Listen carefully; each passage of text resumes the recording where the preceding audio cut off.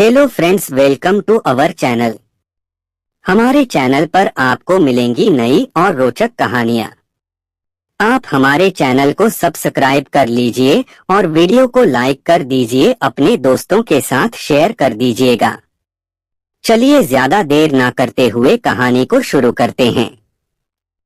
Guleria house. सुबह का वक्त था। ओमकार वहीं पर गुलेरिया हाउस में ही अपने कमरे से बाहर आया। तभी वो वहां पर देखता है कि उसके कुछ पालतू एनिमल्स जो घर के बाहर थे, जो कि एक खुले पार्क में थे, उनको देखते ही वो उनको खाना खिलाने के लिए वहां पर आता है। ओमकार जब अपने उन पालतू बिल्लियों और कुत्तों को खाना खिला रहा था, तभी करण भी पीछे से वहां उसके पास आ जाता है। क्योंकि करण अपने किसी काम से बाहर निकल रहा था, तभी उसकी नज़र ओमकार पर जाती है।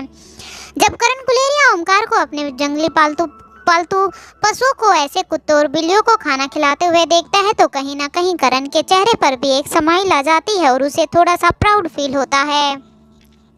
लेकिन कुछ सोचते हुए करण फिर अपने बाहर न जाते हुए वो ओमकार के पास आता है और कहता है ओमकार। जैसे ही ओमकार पीछे मुड़कर देखता है तो उसके पीछे करण गुलेरिया खड़े थे। ओमकार कहता है गुड मॉर्निंग चाचा जी। तभी करण गुलेरिया कहते हैं गुड मॉर्निंग बेटा, ये तुम क्या कर रहे हो? तभी ओमकार कहता है कुछ नहीं, मेरे ये कुछ कुत्ते और बिल्लियाँ जो मेरे पेट हाउस में मुझे कुछ ज़्यादा स्वस्थ नहीं नज़र आ रहे थे, इसलिए मैंने सोचा क्यों ना मैं इनको यहाँ पर ले आऊँ और यहीं पर इनका एक छोटा सा पेट हाउस बनवा दूँ, ताकि मैं इनको घर रहकर भी इनकी देखभाल कर सकूँ। अगर ये उस पेट हाउस में रहे तो इनके साथ साथ जो मेरी बाकी के स्वस्थ एनिमल्स हैं वो सब भी बीमार हो जाएंगे और फिर मुझे बार बार मैं वहाँ पर इन्हें देखने के लिए नहीं जा सकता। इनकी देखभाल करने के लिए मैं ये सोच रहा हूँ कि मैं इन्हें यहीं पर गुलेरिया हाउस में एक छोटा सा यहीं पार्क में एक पेट हाउस बनवा लूं और उसी में इन लोगों को शिफ्ट कर दूं। ओमकार की बात सुनकर करण काफी खुश होते हैं। वो उसे एक शाबाशी देते हुए कहते हैं ये तो तुमने बिल्कुल सही सोचा ओमकार। मुझे भी लगता है कि इन्हें जब तक ये स्वस्थ नहीं होते तुम्हें यहाँ पर इनका एक छोटा सा पेट हाउस बना देना चाहिए और तब तक तुम इनकी देखभाल यहीं पर करो। लेकिन मुझे तुमसे कुछ जरूरी बात भी करनी है। तब ओमकार कहता है हाँ चाचा जी कहिए ना, मैं सुन रहा हूँ। तभी करण गुलेरिया कहते हैं ओमकार फिर से वही तुम सारा जेब खर्च इन जानवरों पर ही लगा देते हो। तुम कभी खुद के लिए कुछ बचाते भी हो या नहीं? जहाँ तक मैं जानता हूँ तुम्हें जितना भी गुलेरिया परिवार से जो भी तुम्हारा जेब खर्च मिलता है हर महीने का, वो सब तुम अपने इन पालतू पशुओं और पक्षियों पर ही लगा देते हो। इनके खाने खर्चे में, इनकी देखभाल करने में कभी इनको कोई भी परेशानी ना हो, तुम सब कुछ इन्हीं पर ही स्पेंड कर देते हो। अब करण गुलेरिया की बात सुनकर ओमकार मुस्कुराते हुए कहता है हाँ चाचा जी, जब ये बुक से मेरी तरफ देख के अपनी पूंछ हिलाते हैं तो पता नहीं क्यों मुझे लगता है कि दुनिया की सबसे बड़ी दौलत मुझे ही मिल गई हो। ओमकार की बात सुनकर अब करण गुलेरिया थोड़ा गंभीर होते हुए कहते हैं हाँ ओमकार, मैं समझता हूँ कि तुम्हारा बचपन से ही जानवरों के प्रति कितना प्यार रहा है और वो मैं अब देख भी पा रहा हूँ, क्योंकि तुम जब अपनी जेब खर्च का एक पैसा भी अपने पास ना रखकर जबकि अपने इन पालतू जानवरों के लिए एक एक पैसा स्पेंड कर देते हो। लेकिन अब वक्त आ गया है, जहाँ तक मुझे लग रहा है, मैं सोच रहा हूँ अब तुम्हारी प्रीति के साथ एंगेजमेंट भी हो चुकी है और प्रीति एक इंडिपेंडेंट लड़की है। जहाँ तक मुझे पता है वो तुम्हारे ऊपर आश्रित तो नहीं रहेगी, लेकिन फिर भी मैं ये चाहता हूँ तुम्हें भी अपना कोई काम धंधा शुरू करना चाहिए।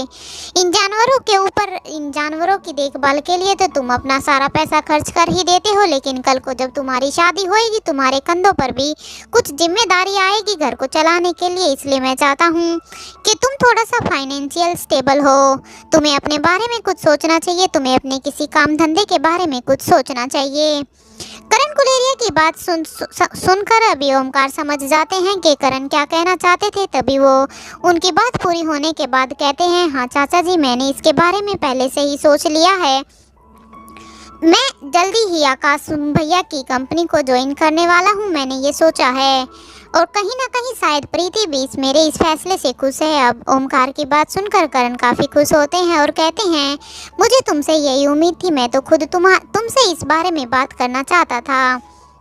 क्योंकि गुलेरिया परिवार से हर महीने जो भी फंड मिलता है उससे जरूरी नहीं है कि आगे भी तुम्हारे घर परिवार के खर्चे ऐसे ही चलते रहें, इसलिए तुम्हें कहीं ना कहीं अब अपने पैरों पर खड़ा होना ही होगा। और तुमने जो ये डिसीजन लिया है ये मुझे भी बहुत ही सही लग रहा है। मुझे लग रहा है तुम्हें जल्द से जल्द इस पर काम भी करना चाहिए। ओमकार अब करण गुलेरिया की बात सुनकर हाँ में अपना सिर हिला देते हैं और कहता है, हाँ चाचा जी, मैं आज ही गुलेरिया ऑफिस जाने के लिए तैयार हूँ। बस मैं थोड़ी देर में ही अपना काम करके यहाँ से निकलता हूँ। ओमकार की बातें सुनने के बाद अब करण भी सीधा बाहर की तरफ निकल जाते हैं। इधर मारवा हाउस में कल का दिन अनिका के लिए बहुत ही हैट्रिक रहा था, क्योंकि कल के दिन ऐसे ऐसे खुलासे हुए थे जिसे सुनकर शायद अनिका कहीं ना कहीं अचंभित थी। और उसके साथ साथ जब रोहित को इस बारे में पता चला था तो रोहित को भी उन बातों पर विश्वास नहीं हो रहा था। कल के दिन के बारे में रोहित अब सोचना नहीं चाहता था और कहीं ना कहीं उसे अनिका की भी चिंता हो रही थी, क्योंकि रोहित को पता था कि अनिका पता नहीं अभी भी क्या सोच रही होगी।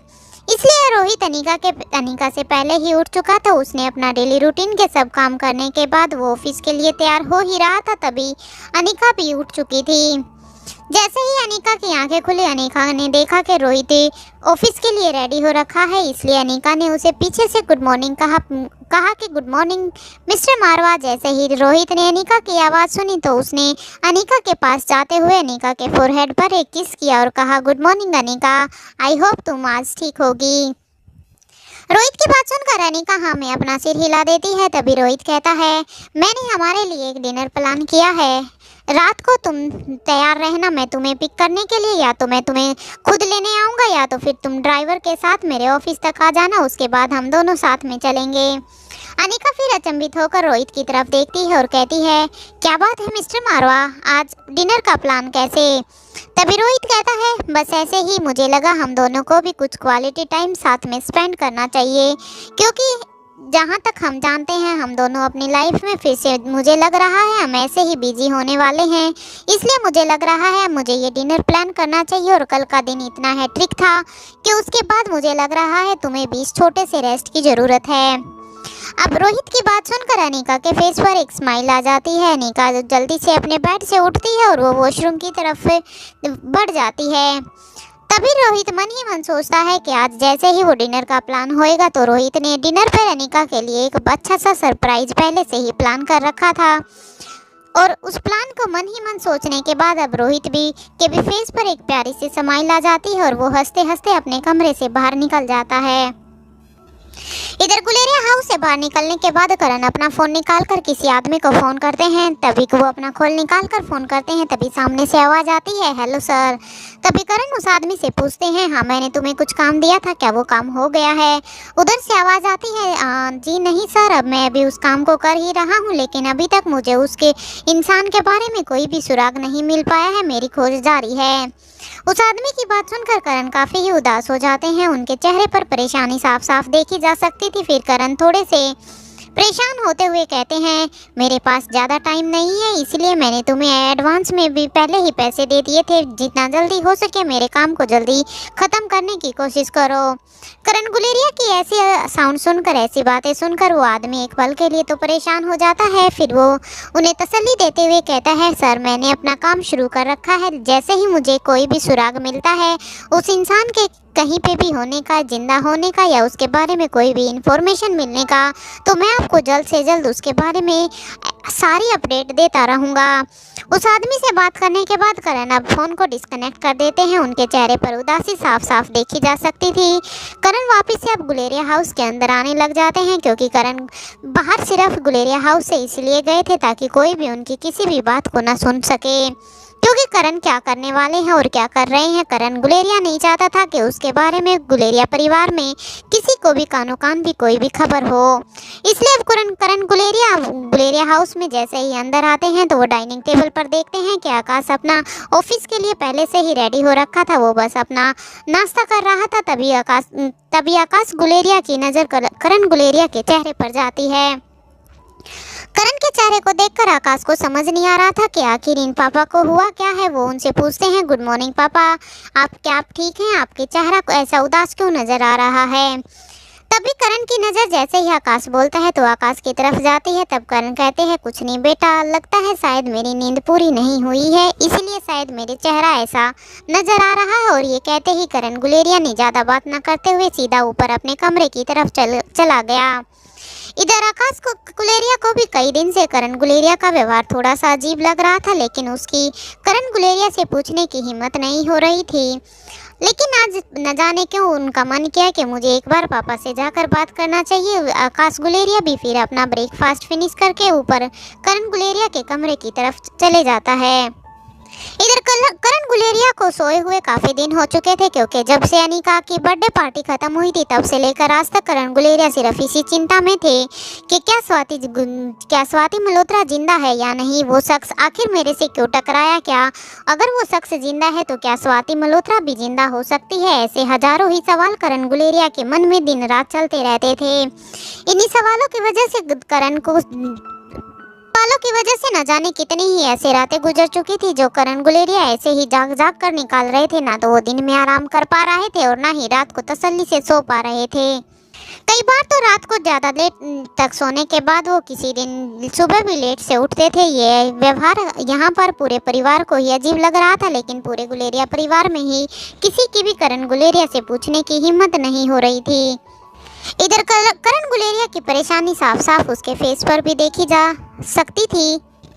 करण गुलेरिया काफी परेशान होने के साथ साथ उनकी परेशानी उनके फेस पर भी अब साफ साफ दिखाई पड़ रही थी, क्योंकि जो स्वाति मल्होत्रा को वो बहुत पहले ही अपनी यादों से मिटाने की पूरी कोशिश कर रहे थे, लेकिन आज तक वो मिटा नहीं पाए थे। एक भी ऐसा दिन नहीं गया जब उन्होंने स्वाति मल्होत्रा को याद नहीं किया हो था। लेकिन अब वह इतनी उभर कर छवि उसके सामने आ रही थी मानो वो गुहार लगा रही हो कि मुझे अब बस स्वाति मल्होत्रा से मिलना है, वह मेरे पास क्यों नहीं आ रही। काफी क्वेश्चन करण गुलेरिया के दिमाग में चल रहे थे। इससे राहत वो इन्हीं सब सवालों के कारण अभी फिलहाल में जो भी कुछ घट रहा था उसके बारे में भी अब करण के पास सोचने समझने की कोई भी क्षमता नहीं बची थी। करण गुलेरिया अपने ख्यालों की दुनिया में ही खोए हुए थे। करण ने की जैसे ही आंखें एकदम से सामने की तरफ खोल के देखते हैं तो वो देखते हैं कि दरवाजे से नॉक नॉक करने की आवाज़ आती है। जैसे ही करण उठकर अपनी चेयर से जाकर दरवाजे को खोलते हैं तो देखते हैं कि आकाश गुलेरिया बाहर खड़ा था। आकाश को ऐसे देखकर फिर करण कहते हैं, क्या हुआ आकाश, क्या कोई बात थी, क्या कुछ बात करनी है या कोई काम था? तुम यहाँ पर क्या कर रहे हो? तुम्हें तो अभी तक ऑफिस के लिए निकल जाना था ना, तुम तो ऑलरेडी रेडी हो चुके हो।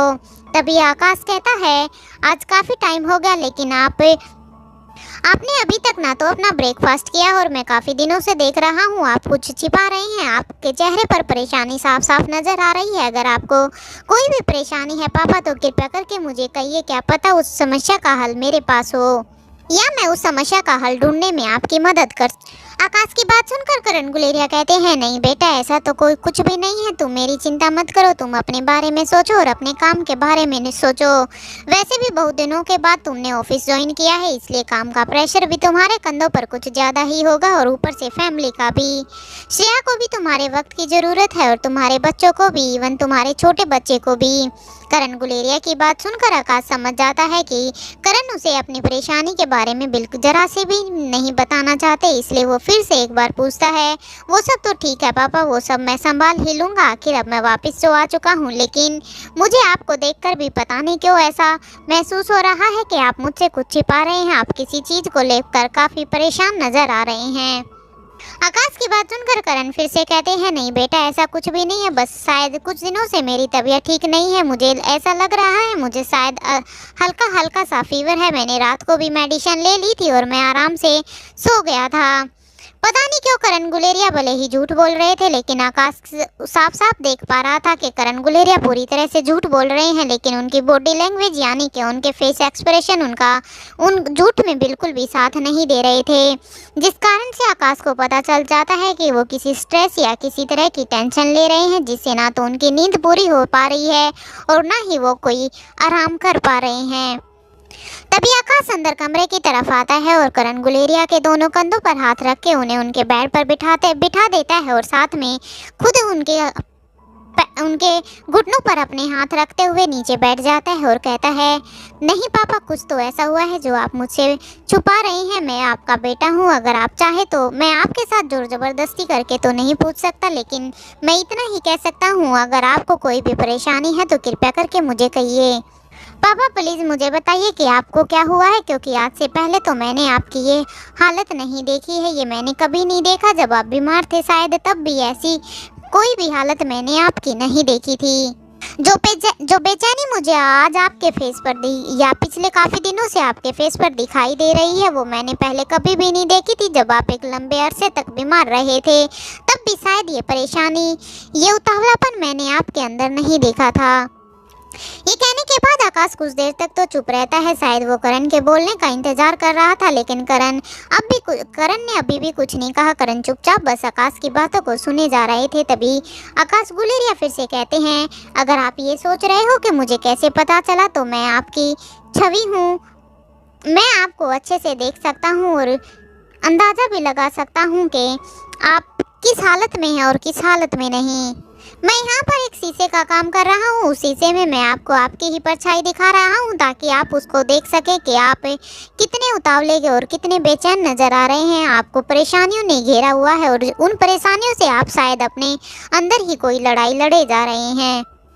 अब आकाश की ऐसी बातें सुनने के बाद करण एकदम से इरिटेट हो जाते हैं और अब वो करण एकदम से खड़े हो जाते हैं और कहते हैं, आकाश तुम कहना क्या चाहते हो, मैं कुछ समझा नहीं। आकाश की ऐसी उलझुलझी बातों को सुनकर अब करण एकदम से कहते हैं, आकाश पहेलियां मत बुझाओ और मुझे किसी भी तरह का कोई भी स्ट्रेस नहीं है। मैं कितने बार तुम्हें बोल चुका हूँ बेटा, मैं एकदम से ठीक हूँ, तुम अपने काम में फोकस करो। अगर मुझे कोई भी परेशानी होगी तो डेफिनेटली मैं तुम्हें जरूर बताऊंगा।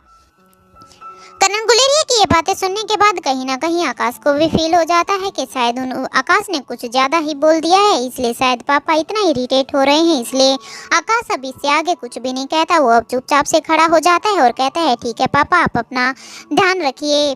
तभी वो ड्रॉर से एक गोली निकालता है। ये एक अमृत टैबलेट थी, जिसे निकालकर वो करण गुलेरिया के हाथ पर रखते हुए कहता है, जहाँ तक मुझे लगता है आप थोड़े से स्ट्रेस में हो। ये अनिका के द्वारा बनाई गई ही टैबलेट है। मैं चाहता हूँ कि आप ये टैबलेट अभी खा लें। वो गोली निकाल कर करण के हाथ में रखते हुए उन्हें एक साथ में पानी का गिलास भी दे देता है। आकाश की तसल्ली के लिए करण आकाश गुलेरिया के हाथ से उस गोली को ले लेते हैं और फिर आकाश को कहते हैं, लो मैं गोली ले चुका हूँ, इसलिए प्लीज़ अब तुम जाओ यहाँ से, मुझे थोड़े से आराम की ज़रूरत है। ये कहने के बाद करण अपने बेड पर जाकर लेट जाते हैं और इधर आकाश करण गुलेरिया के कमरे से निकलकर सीधा नीचे आ जाता है और वहाँ से अपने ऑफिस के लिए निकल जाता है। इधर ओमकार भी, जैसे ओमकार ने करण गुलेरिया से कहा था कि वो आज आकाश गुलेरिया के ऑफिस में जा रहा है। गुलेरिया ऑफिस में जाने के बाद वो आकाश को कॉल लगाता है। आकाश जैसे ही ओमकार के कॉल को देखता है कैबिन में बैठे हुए, तभी आकाश फोन को उठाते हुए कहता है, हाँ ओमकार बोलो, क्या बात है। तभी ओमकार कहता है, भैया मैं गुलेरिया ऑफिस ही आया हुआ था, लेकिन मुझे आपसे मिलना है, क्या मैं आपके कैबिन में आ सकता हूँ। तभी इधर से आकाश कहता है, हाँ ओमकार क्यों नहीं, तुम्हें अपने ही ऑफिस में आने के लिए किसी से पूछने की ज़रूरत नहीं है, तुम किसी भी टाइम कैसे भी आ सकते हो। आकाश की बात सुनकर ओमकार के चेहरे पर एक स्माइल आ जाती है और वो कहता है, ओके भैया मैं आ रहा हूँ, और ये बात कह के वो फ़ोन को डिस्कनेक्ट कर देता है। थोड़ी ही देर बाद दोपहर का समय हो चुका था। आकाश के ऑफिस में ओमकार उसके कैबिन तक पहुँचता है। जैसे ही वो कैबिन खोलता है तो देखता है कि आकाश अपने कैबिन में एक चेयर पर बैठा हुआ था। ओमकार ऑफिस कैबिन के अंदर चला जाता है और कहता है, भैया मुझे आपसे कुछ बात करनी थी। तभी आकाश कहता है, हाँ ओमकार बेझिझक कहो, तुम्हें मुझसे क्या बात करनी है। तभी ओमकार थोड़ा सा हिचकते हुए कहता है, मैं चाहता हूँ कि मैं आपके ऑफिस को ज्वाइन कर लूँ। मैं अब सच में कुछ बनना चाहता हूँ। प्रीति के साथ नया जीवन शुरू करने से पहले मैं खुद को साबित करना चाहता हूँ कि मैं भी अपने पैरों पर खड़ा हो चुका हूँ। मैं किसी भी तरह से प्रीति के कंधों पर बोझ नहीं बनना चाहता, क्योंकि प्रीति खुद एक इंडिपेंडेंट लड़की है, और अगर प्रीति खुद एक इंडिपेंडेंट लड़की है तो कहीं ना कहीं मुझे भी उसी के लेवल का होना चाहिए। ओमकार की बात सुनकर अब आकाश मुस्कुराता है और कहता है, ये तो बहुत ही अच्छा सोचा है तुमने ओमकार, लेकिन ये अचानक विचार तुम्हारे मन में आया कैसे? क्योंकि कितनी ही बार मैं तुम्हें ऑफिस में आने के लिए ऑफर कर चुका हूँ, लेकिन इससे पहले तो तुमने कभी भी इस ऑफर के बारे में नहीं सोचा, क्योंकि अब तक अगर तुम मेरे कहे अनुसार मेरी बात सुनते तो अब तक तो तुम ऑफिस में ना जाने कितना ही काम सीख चुके होते। ओमकार की बात सुनकर आकाश की बात सुनकर अब ओमकार थोड़ा सा शर्मिंदा हो जाता है और वो अपनी आंखें नीचे झुका लेता है। फिर कुछ पल के बाद वो कहता है, भैया जब प्रीति मुझसे कहती है कि वो मुझे एक जिम्मेदार इंसान के रूप में देखना चाहती है, तब मुझे महसूस होता है कि अब सिर्फ मेरे जानवरों की सेवा ही नहीं बल्कि मुझे इंसानों की ज़रूरतों को भी समझना होगा। क्योंकि जिन पेट एनिमल्स को मैं बहुत ही प्यार करता हूँ, जिनकी मैं बहुत ही केयर करता हूँ, उसके साथ साथ मुझे अब आगे अपनी गृहस्थी को भी देखना होगा, क्योंकि आज नहीं तो कल मेरी और प्रीति की शादी हो ही जाएगी। आकाश ओमकार की बात को अच्छे से समझ रहा था। अब आकाश ओमकार के पास जाते हुए उसके कंधे पर हाथ रखते हुए कहता है, ठीक है ओमकार, तुम ऑफिस ज्वाइन करो, लेकिन अपने दिल की आवाज़ को कभी मत दबाना, क्योंकि तुम्हारा जो जानवरों के प्रति प्यार है वो कभी भी ख़त्म नहीं होना चाहिए। मेक श्योर तुम अपने काम के साथ साथ अपनी जो ये जानवरों से प्यार करने की आदत है उसको ना छोड़ो। तुम्हें उन जानवरों से भी प्यार करते रहना है। तुम्हें उन जानवरों को भी टाइम टू टाइम उनकी देखभाल करनी है, और साथ के साथ तुम्हें ऑफिस को भी संभालना है। और एक और बात, इतना कहने के बाद आकाश कुछ देर के लिए चुप हो जाता है। अब ओमकार एकदम से डर जाता है, पता नहीं आकाश क्या कहने वाला है। आकाश को चुप होते हुए देखकर अब ओमकार कहता है, और क्या भैया बताइए ना। तभी आकाश के चेहरे पर एक स्माइल आ जाती है और वो ओमकार को चिढ़ाते हुए कहता है, और सबसे बड़ी बात, इन दोनों ही ड्यूटीज के बीच में तुम ये मत भूल जाना कि तुम्हारी एक गर्लफ्रेंड भी है और तुम्हारी उसके साथ एंगेजमेंट हो चुकी है। ये बात सुनकर अब ओमकार भी थोड़ा सा एम्बेरसमेंट सा फील करता है और वो शर्माते हुए कहता है, क्या भैया अब आप भी शुरू हो गए। मयूर अनेकाधि सब तो ये सब चीज़ें कहते ही रहते हैं, लेकिन क्या अब आप भी शुरू हो गए। तभी आकाश उसके सिर पर एक टपली देते हुए कहता है, हाँ मैं क्यों नहीं कर सकता। क्या ये सब शैतानियाँ तुम लोग ही सब कर सकते हो, मैं क्यों नहीं कर सकता। तभी ओमकार आकाश को थैंक यू कहता है, थैंक यू भैया मुझे सपोर्ट करने के लिए। अब मैं कल से ही अपने काम में ऑफिस के लिए लगातार आया जाया करूँगा। अब आकाश कहता है, ठीक है, मैं तुम्हारे लिए एक असिस्टेंट को हायर करता हूँ जो तुम्हें सारा काम समझाने में और तुम्हारी हेल्प करेगी। ये सब कहने के बाद अब आकाश उसे हैंडशेक करके आकाश गुलेरिया के ऑफिस से बाहर निकल जाता है। आकाश के ऑफिस से निकलने के बाद अब ओमकार एक कैफेटेरिया में चला जाता है। ओमकार अब चाहता है कि यहाँ से कॉफ़ी पीने के बाद अब शायद मुझे वापस से घर चले जाना चाहिए, या तो फिर मैं प्रीति को मिलने के लिए भी बुला सकता हूँ। तभी ओमकार अपने जेब से अपना फ़ोन निकालता है और प्रीति को कॉल लगाता है। जैसे ही प्रीति का फ़ोन एक बार बजता है, प्रीति झट से फ़ोन को उठाती है। अब फ़ोन को उठाकर वो कहती है, हेलो ओमकार। तभी ओमकार कहता है, प्रीति शाम के वक्त मुझे तुमसे मिलना है, क्या तुम फ्री हो। ओमकार की बात सुनने के बाद प्रीति कुछ देर तक कुछ सोचती है और उसके बाद कहती है, हाँ ठीक है, तुम मुझे जगह सेंड कर दो, मैं वहाँ पे आ जाऊँगी। ओमकार तभी उसे एक जगह का नाम अपने मैसेज से टाइप करके भेज देता है। जैसे ही ओमकार कैफेटेरिया से निकलने ही वाला था कि फिर से ओमकार का फ़ोन रिंग करता है, लेकिन जब वो अपने पॉकेट से अपने फ़ोन को निकाल कर देखता है तो उसमें फिर से प्रीति का ही कॉल आ रहा था।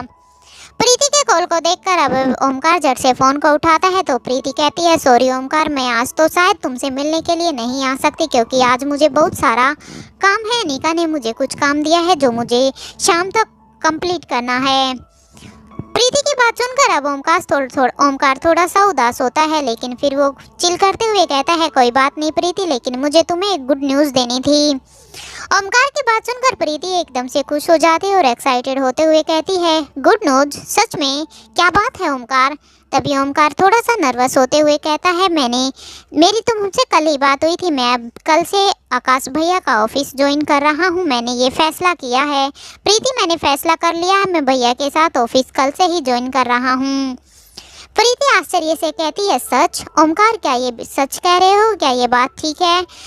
ये तो बहुत ही अच्छी बात है, लेकिन क्या तुम खुश हो इस फैसले से। अभी ओमकार मुस्कुराते हुए कहता है, खुश हूँ प्रीति, मैं तो बहुत ही खुश हूँ, क्योंकि अब मैं तुम्हारे साथ एक मजबूत भविष्य की तरफ बढ़ रहा हूँ। और हाँ, जानवरों से मेरा प्यार कभी कम नहीं होगा। मैं अब ये दोनों जिम्मेदारियाँ साथ में निभाऊंगा। मैं अपने जानवरों की भी देखभाल करूँगा और साथ के साथ मैं अब यहाँ पर गुलेरिया ऑफिस में आकर आकाश भैया से बिजनेस भी सीखूँगा।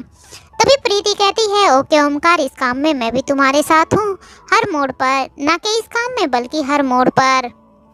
ओमकार की बातें सुनने के बाद अब प्रीति कहती है, सच बताऊं ओमकार, मुझे तुम पर बहुत ही प्राउड फील हो रहा है कि मैं अपनी ज़िंदगी तुम्हारे जैसे इंसान के साथ स्पेंड करने वाली हूं, क्योंकि तुम वो कर रहे हो जो बहुत ही कम लोग कर पाते हैं। अपने पैशन को अपने प्रोफेशन से जोड़ना कोई आसान काम नहीं है, और तुम अपने पैशन को अपने प्रोफेशन के साथ जोड़ना चाहते हो और तुम्हारा पैशन तो इतना लाजवाब है जिसकी कोई हद भी नहीं, चाहे मैं उसके बारे में कितनी भी तारीफ क्यों ना कर लूँ, लेकिन वो कम ही रहेगी, क्योंकि बहुत ही लोग जानवरों के बारे में कुछ सोच पाते हैं, लेकिन तुम, क्योंकि जब मैं पहली बार तुमसे मिली थी, जब मैंने पहली बार जाना था कि तुम अपने कुछ एनिमल्स को लेकर जब उस हॉस्पिटल में आए थे, तो उनको देखकर जो मैंने तुम्हारे अंदर एक बेचैनी देखी थी जानवरों के प्रति जो मैंने तुम्हारा प्यार देखा था, वही एक चीज़ मुझे तुम्हारी सबसे ज़्यादा अच्छी लगी थी। और ये तो बहुत ही अच्छा होगा, क्योंकि तुम्हें अगर जब तुम आकाश भैया के साथ ऑफिस को ज्वाइन कर लेते हो, तो इससे तुम फाइनेंशियल स्टेबल भी हो जाओगे और उससे फिर तुम अपने पेट्स की देखभाल भी काफ़ी अच्छे से कर पाओगे, इसलिए तुम्हें फिर किसी मंथली फंड की भी ज़रूरत नहीं पड़ेगी। प्रीति की ऐसी बातें सुनकर अब ओमकार के चेहरे पर एक प्यारी सी स्माइल आ जाती है और ओमकार कहता है, ओके प्रीति, जब तुम फ्री हो तब मुझे कॉल करना, तब हम मिलते हैं। तभी ओमकार को चिढ़ाते हुए प्रीति कहती है, हाँ क्यों नहीं मिलते हैं, आखिर अब की बार पार्टी तुम्हारी तरफ से होगी, क्योंकि तुम कल से ऑफिस जो ज्वाइन करने वाले हो। ये सब कहते ही दोनों तरफ से प्रीति और ओमकार दोनों ही फ़ोन पर हंसने लग जाते हैं और प्रीति फिर बाय बोलते हुए फ़ोन को डिस्कनेक्ट कर देती है।